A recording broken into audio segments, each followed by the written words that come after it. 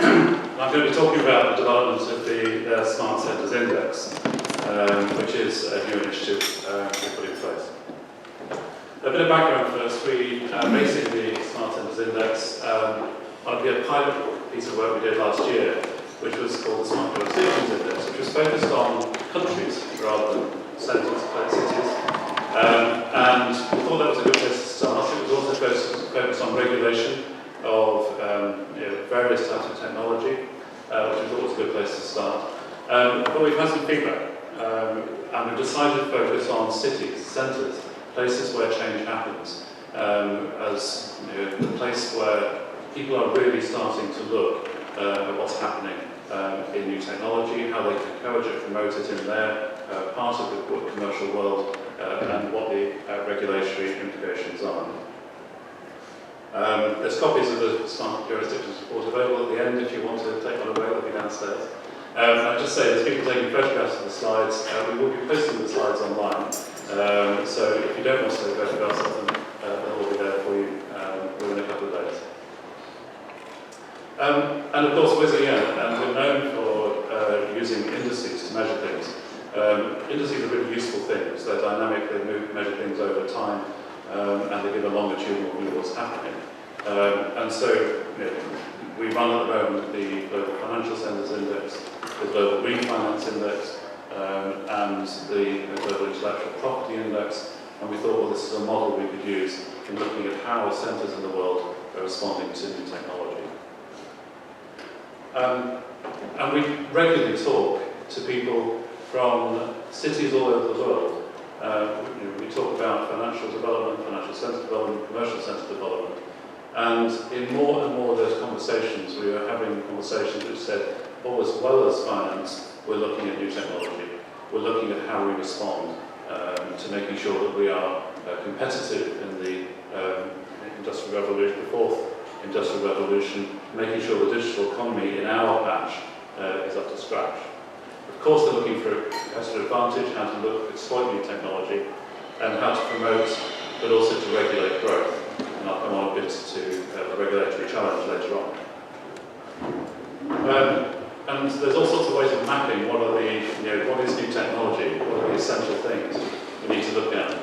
Some people say there's 8 essential technologies. This slide suggests there's 10. There's things like AI and drones and robotics, augmented reality, 3D printing. They're the technologies that people are currently saying will be the basis of future economic growth. There's probably something missing from that somebody is currently working on, thinking about, and will launch onto the world next year that we don't yet know about because things are moving very quickly. But what the centres are doing is looking at how can they position themselves so that in terms of their human capital development, in terms of their infrastructure, in terms of regulation, they're able to exploit the possibilities of new technology. So you can look at the kind of the technology background. Another way to look at it is sectoral. This is a piece of research I found also from Cambridge, as it happens, which is about where blockchain is being used in different sectors of the economy globally. There's a lot around banking and finance, there's a lot around insurance and public sector, but there's other things, there's health and there's agriculture. Any part of activity that we're engaged in has an opportunity to think about how distributed ledgers could be used. I was in Seoul last year and went to a startup centre, which I'll talk about in a minute as well, and found someone sitting in a single office who wanted desperately to chat about how he developed this new blockchain thing, which was a part of the supply chain for the restaurant industry and the food industry in Southeast Asia. And no doubt there are hundreds and hundreds of examples of people sitting in single offices with startups coming up with new ways which distributed ledgers can be used across the economy. Another way to look at this is where are the leaders in particular aspects of technology. It's a graph that brings together sort of various aspects of artificial intelligence and where the leaders are across the world. In terms of patent applications, in terms of research papers, the share of human talent, businesses, companies, the number of companies, and the level of investment. And if I were in any of those countries, I'd be thinking, okay, I've got a position, I've got a place in the world in terms of how I'm doing in terms of artificial intelligence. Human resource is a really important thing. Where do we get the talent which is going to build the digital economy? I just did a bit of research that said, where are the leading universities, it's measured by Elsevier actually, in terms of mathematics, engineering, technology and computer science. And if you just take the top universities in the top 20 of each of those measures, you find this is where they're located, 15 of those institutions in the USA. It's two things. First of all, great for the USA. It's got a really strong base in terms of its own talent development, but also it's a really strong indication to people in other parts of the world who are wanting to send their students to the best institutions. To say, where do we send people if we want to make sure that we're working at the cutting edge of technology in terms of education and research. Different financial centres respond in different ways to challenges. I'm going to go through a few examples. They're not exhaustive, and the Seoul is not just doing a startup hub, it's doing other things as well, and other places are doing startup hubs. But I was in Seoul last year. It was taken very proudly by the local government to a startup hub based in a building which is part of the government estate there, where they offer free rent to startup companies. Say, come along, we'll give you an office for 3 years, we'll give you the first year free. If you're still in business, we'll start paying us some rent at that point. Oh, and by the way, you can have access to industrial level 3D printing, you can have access to other technology to help you in developing your startup. Singapore has a financial services industry transformation map, and down the bottom right-hand corner, that is the thing that's saying it's a fintech hub. They see this as absolutely essential to Singapore's development of the financial centre. But actually, we were talking to Singapore just recently, to the Monetary Authority, and they said, oh yes, but also health tech is a really important part of our strategy. So it's not just fintech. As a financial centre, and the Monetary Authority is also thinking about what health tech, what difference health tech will make to their reputation and to their commercial position. In Boston, Massachusetts, the Health Policy Commission is working with a group called Mass Challenge Healthcare. They see that this is a really exciting development and dynamic development in healthcare, and it's looking to the local technology industry in Boston and around Boston to help them to develop technology which is developed in healthcare, and that looks like it's going to be a real focus for that part of America. Everyone knows about Estonia, e-government, digital economy, but particularly digital public services. They've staked their reputation on getting this right. Cape Town is really interesting. It has a really inclusive digital economy strategy.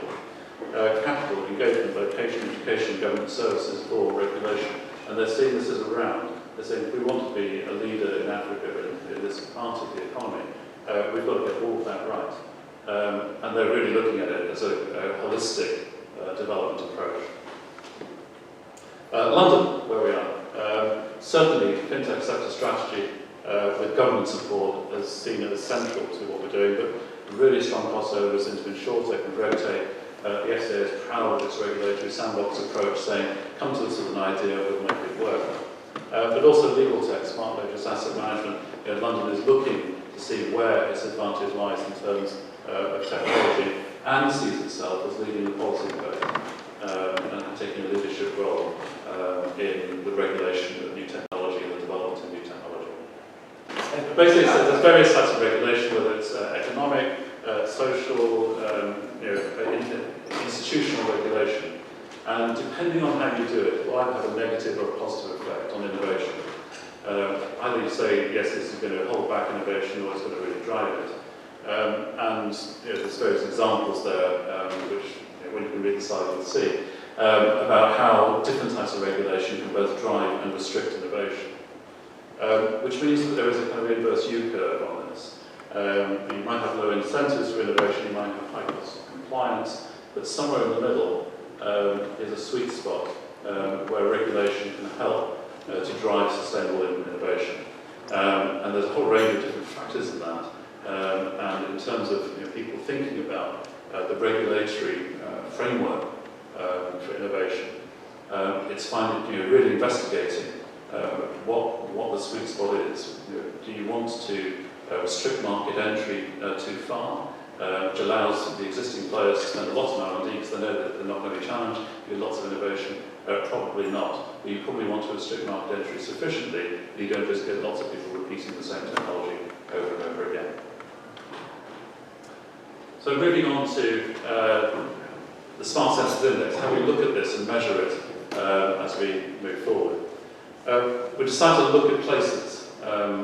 Country level, we started out looking at this question, and we just think that's too big, because where people are actually taking action and things are happening is at city level or metropolitan area level. The great thing about an index, it measures development over time. It has that dynamism to it and the longitudinal research aspect. And we're really aiming, I guess, the results of this at centres wanting to know where they stand, how they might improve, and where they stand against their competitors. But also people who want to invest, saying actually where is there a business environment which is going to be welcome to my sort of investment, which is based on new technology, and which values new technology as part of the commercial world. The index will be a factor assessment index, and Michael mentioned that briefly earlier. Broadly, we take two different things. One is a set of assessments, people's perceptions of how well a particular centre is doing on aspects of its work on new technology. And we take a set of quantitative measures, the hard data, which says this is the reality of what appears to be happening on the ground. And we use a machine learning algorithm to combine those two things, people's perceptions and the hard data, to provide an overall rating. The advantage of this is it gets over all sorts of problems with methodology. If you ask one person, well, how are people doing into new technology? They won't know everything about 126 centres across the world which we're interested in.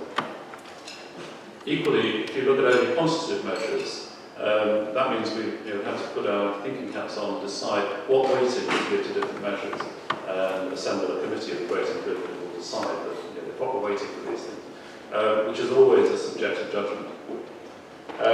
And the algorithm we use basically looks at the correlation between people's perceptions and the hard data, and uses that as a test set to predict how people would have assessed centres based on the correlation between the hard data. In effect, it weights the hard data according to people's perceptions and weights the perceptions according to the hard data.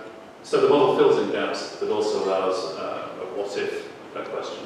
If I improve myself in this area, how do I move on? We have a kind of taxonomy of instrumental factors, the quantitative data measures, because technology is about not only technology factors, but financial services, business environment, human capital, reputation, infrastructure. And we use those as areas and can analyse the index through those.